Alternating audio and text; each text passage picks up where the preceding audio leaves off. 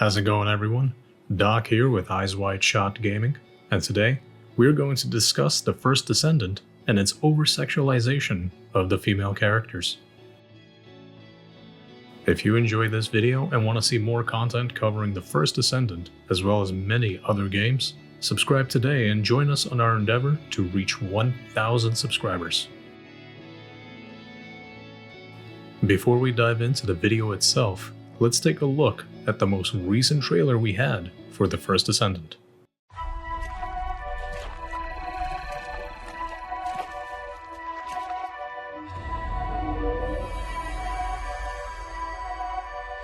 Lift your head.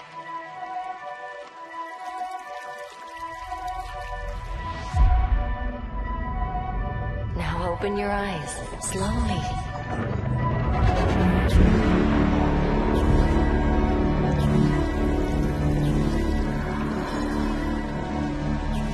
Take a breath and look around you.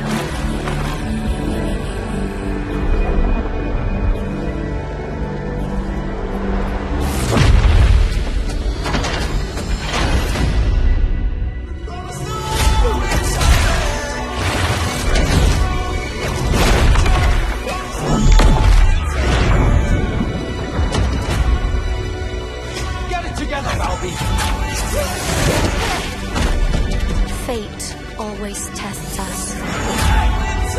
You have to fight until the end. I'll find you.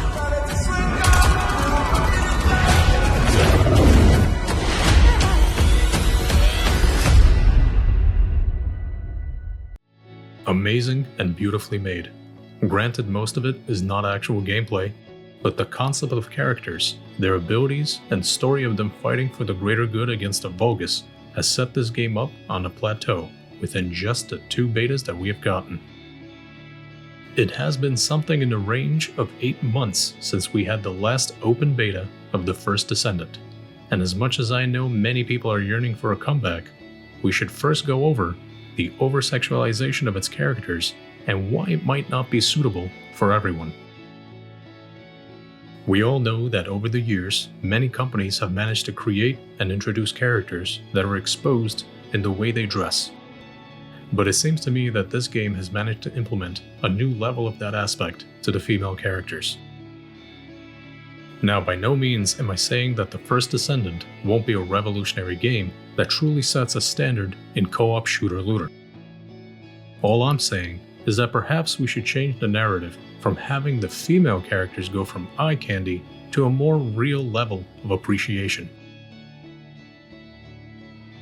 The First Descendant has managed to create an expansive world with an intricate lore, which is a wild concept for a game that has had 2 betas and no release date as of yet, aside from summer of 2024.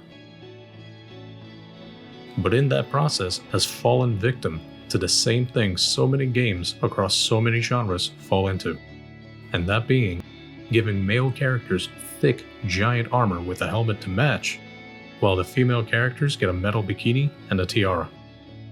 This kind of concept was met with distaste 20 years ago, as it was perceived skeevy then, and at this point in 2024, it seems even beyond that. From your favorite MMORPGs to looter shooters, every genre has a few games that are guilty of this artistic direction. Now, does that mean we should stop our interest in this game for that reason? No. But as a community, we should show our female demographic of gamers the respect to be able to choose how their armor looks and what they get to use in-game as gear by voicing our distaste for this diet variant of NSFW outfits. This not suitable for work mentality shouldn't have any place in games, even if they are considered by some a form of art. I will say we can find some solace that our options for female characters don't seem to be limited to just exposed outfits within the First Descendant. We can choose to equip cosmetics that keep us covered. Granted, covered in skin-tight latex-like outfits, but covered nonetheless. As a male gamer, I will agree that the developers have the right and freedom to create their games and characters however they so please, and that both male and female players in our community should be able to play with whichever character they want wearing whatever they choose to. But sometimes having a random player join your game dressed in something that can only be described as skimpy and do a seductive-like emote makes you feel uncomfortable and pulled out of the immersive atmosphere of the gameplay and lore to something that leaves a dirty nuisance.